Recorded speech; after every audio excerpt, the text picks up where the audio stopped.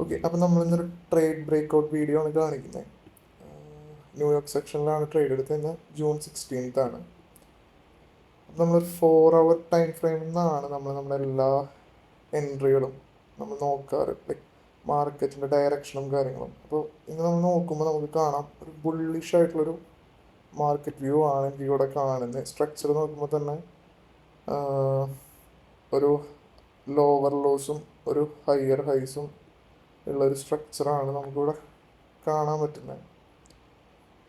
Okay, അപ്പോൾ നമ്മളൊരു direction നമുക്കപ്പോൾ ഒരു അപ്പ് ഡയറക്ഷൻ തന്നെയായിരിക്കും നമ്മൾ കൺഫേം ചെയ്തിട്ടുണ്ടായിരുന്നു. അവിടെ നമ്മളൊരു 15 മിനിറ്റ്സിലേക്ക് സ്വിച്ച് ചെയ്ത് നോക്കുകയാണ്.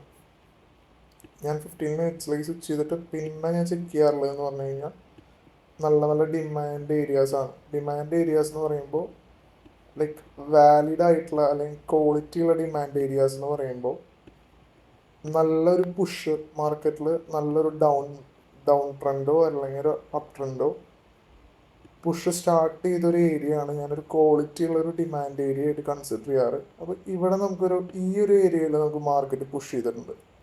ഞാനത് കൺസിഡർ ചെയ്യുന്നില്ല. കാരണം എന്താണെന്ന് വെച്ച് കഴിഞ്ഞാൽ അവിടെ ഒരു കൺസോൾട്ടേഷനോ കാര്യങ്ങളൊന്നും ഇല്ലാതെ അവിടെ വന്നതിന് ശേഷമാണ് പുഷ് ചെയ്തിട്ടുള്ളത്. പല കോൺസെപ്റ്റിലും ഇതിന് OB കാര്യങ്ങളെന്നൊക്കെ പറയും. ലൈക്ക് നമ്മൾ അങ്ങനത്തെ നോയ്സുകളൊന്നും എടുക്കാറില്ല. ഞാൻ ഈ ഒരു ഏരിയയാണ് കൺസിഡർ ചെയ്യുന്നത്. കാരണം ഈ ഒരു ഏരിയയിൽ നിന്നാണ് ഈ ഇനീഷ്യൽ പുഷ് ഉണ്ടായിട്ടുള്ളത്. അപ്പം നമ്മൾ ഈ ഒരു ഏരിയയിലേക്ക് പ്രൈസ് റിട്രേസ്മെൻറ്റ് ചെയ്യുമ്പോൾ ഉള്ള റിയാക്ഷനെയാണ് ക്യാച്ച് ചെയ്യാമെന്ന് വിചാരിച്ച് നമ്മൾ ലൈക്ക് സെറ്റപ്പ് വിചാരിച്ചിരുന്നത്. അപ്പോൾ നമ്മുടെ ഡിമാൻഡ് ഏരിയയിലേക്ക് വന്നതിന് ശേഷം നമ്മൾ കൺഫോർമേഷന് വേണ്ടിയിട്ട് പോകുന്നത് 1 മിനിറ്റിൻ്റെ നമുക്ക് 1 മിനിറ്റ് ടൈം ഫ്രെയിമിലേക്ക് പോയി നോക്കുമ്പോൾ നമുക്കൊരു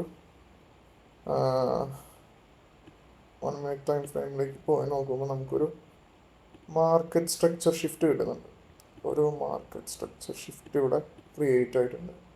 ലൈക്ക് മാർക്കറ്റ് സ്ട്രക്ചർ ഷിഫ്റ്റ് കഴിഞ്ഞിട്ട് ഞാൻ എപ്പോഴും വെയിറ്റ് ചെയ്യുന്നത്, ഞാൻ സഡൻ ആയിട്ടുള്ളൊരു എൻട്രി അവിടെ പ്ലേസ് ചെയ്യാറില്ല. ഞാൻ വെയിറ്റ് ചെയ്യും. കാരണം എന്താണെന്ന് വെച്ച് കഴിഞ്ഞാൽ എന്തെങ്കിലും ഒരു ടൈപ്പ് ഓഫ് മാനിപ്പുലേഷൻ അല്ലെങ്കിൽ നമ്മുടെ ഡയറക്ഷൻ്റെ ഓപ്പോസിറ്റ് ആയിട്ടുള്ള എന്തെങ്കിലും ഡയറക്ഷൻസ് ഫോം ആവുന്നുണ്ടോ എന്ന് ഞാൻ ജസ്റ്റ് ഒന്ന് നോക്കും. കാരണം എന്താണെന്ന് വെച്ച് കഴിഞ്ഞാൽ നമ്മുടെ ഒപ്പോണൻ്റ് ആയിട്ടുള്ള ഇപ്പോൾ നമ്മളിവിടെ ബൈ ആണ് ചെയ്യുന്നതെന്ന് വെച്ച് കഴിഞ്ഞാൽ സെല്ലേഴ്സിനെ കുറച്ചും കൂടെ അട്രാക്ട് ചെയ്യാനുള്ള എന്തെങ്കിലും കാര്യങ്ങൾ മാർക്കറ്റിൽ ക്രിയേറ്റ് ആവുന്നുണ്ടോ എന്ന് ഞാൻ ചെക്ക് ചെയ്യാറുണ്ട്.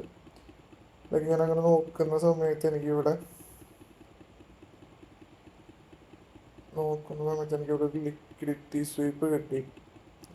കാണിക്കാൻ ഓക്കെ, ഇവിടെ എനിക്കൊരു ലിക്വിഡിറ്റി സ്വീപ്പ് കിട്ടിയിട്ടുണ്ടായിരുന്നു. ഒരു കുറച്ച് ലോകളാണ് സ്വീപ്പ് ചെയ്യുന്നത് ലിക്വിഡ് സ്വീപ്പ്. അതൊരു സഡൻ ആയിട്ടുള്ളൊരു മൂവ്മെൻ്റ് ആയിരുന്നു. നമ്മൾ നോക്കുമ്പോൾ കാണാം ഇവിടെ ഒരു FEG ക്രിയേറ്റ് ചെയ്തുകൊണ്ടിട്ടുള്ളൊരു മൂവ്മെൻ്റ് ആയിരുന്നു. ആ FEGനെ ഇൻവാലിഡേറ്റ് ചെയ്യാൻ വേണ്ടിയിട്ടുള്ള ഒരു മൂവ് അത് കഴിഞ്ഞപ്പോൾ തന്നെ ക്രിയേറ്റ് ആയി. അപ്പോൾ ഇതൊരു IFEG ആയിട്ട് കൺവേർട്ട് ആവുകയാണ്. ഇവിടെയാണ് നമ്മുടെ എൻട്രി പ്ലേസ് ചെയ്തത്. നമ്മളെല്ലാ ട്രേഡ്സും 1:3 ആണ് എടുക്കാറ്. ലൈക്ക് മാർക്കറ്റിൻ്റെ സ്ട്രെങ്ത് അനുസരിച്ചിട്ട് നമ്മൾ ചിലപ്പോൾ കൂടുതലും എടുക്കാറുണ്ട്. അപ്പോൾ ഒരു 1:3 മാർക്കറ്റിനെ പ്ലേസ് ചെയ്തിട്ട് നമുക്ക് നോക്കാം. 1:3 നമ്മൾ പ്ലേസ് ചെയ്തിട്ട് സഡൻ ആയിട്ടുള്ളൊരു പ്രോഫിറ്റ് തന്നെയായിരുന്നു നമുക്ക് ഇന്നത്തെ കിട്ടിയത്. അപ്പോൾ ലൈക്ക് ഇന്നത്തെ നമ്മുടെ ഈ ഒരു ട്രേഡിന് ശേഷം നമുക്കൊരു GFTയുടെ ഒരു phase 1 അക്കൗണ്ട് നമ്മൾ പാസ്സായിട്ടുണ്ടായിരുന്നു. അതിൻ്റെ സർട്ടിഫിക്കറ്റും ഉണ്ട്. ഇത് 16th തന്നെയാണ് നമ്മളതിന് പാസ്സായിട്ടുള്ളത്. ഓക്കെ, അപ്പം ഇന്ന് തന്നെ ഞാനൊരു BTCയിലും ഇതുപോലെ തന്നെ ഒരു ട്രേഡ് എടുത്തിരുന്നു. അപ്പോൾ അത് സ്റ്റിൽ റണ്ണിങ് ആണ്. നമ്മൾ ഈ കോൺസെപ്റ്റ് തന്നെയാണ്, നമ്മളെല്ലാത്തിലും ഈ കോൺസെപ്റ്റ് തന്നെയാണ് യൂസ് ചെയ്യാറ്. സ്റ്റിൽ ഇതും ഒരു 1:3 ട്രേഡാണ്. ലൈക്ക് നമുക്കൊരു 1:2 ഒക്കെ ഓൾറെഡി ഇപ്പോൾ കവർ ആയിട്ടുണ്ട്. ബട്ട് നമ്മൾ stick on to the plan തന്നെയാണ്. നമ്മൾ 1:3 തന്നെയാണ് എല്ലാ ട്രേഡ്സും എടുക്കാറ്. നമ്മൾ മുമ്പ് പാർഷ്യൽസോ കാര്യങ്ങളോ നമ്മൾ എടുക്കാറില്ല. നമ്മൾ ലൈക്ക് ലോസ് വരുമ്പോൾ ഭയങ്കര മിനിമലായിട്ടുള്ള ലോസും പ്രോഫിറ്റ് വരുമ്പോൾ ബിഗ്ഗറായിട്ടുള്ള പ്രോഫിറ്റും ആണ് നമ്മൾ എടുക്കാറ്. നമ്മളിത് കഴിഞ്ഞിട്ട് ചിലപ്പോൾ ഇത് റണ്ണും ചെയ്യും. ഒരു 1:5 1:6 റൺ ചെയ്യാറുണ്ട്. ചെറിയൊരു പാർഷ്യൽസ് മാത്രം ബുക്ക് ചെയ്തിട്ട് നമ്മൾ റണ്ണും ചെയ്യാറുണ്ട്. അത് മാർക്കറ്റിൻ്റെ സ്ട്രെങ്ത് പോലെയാണ് ചെയ്യാറ്.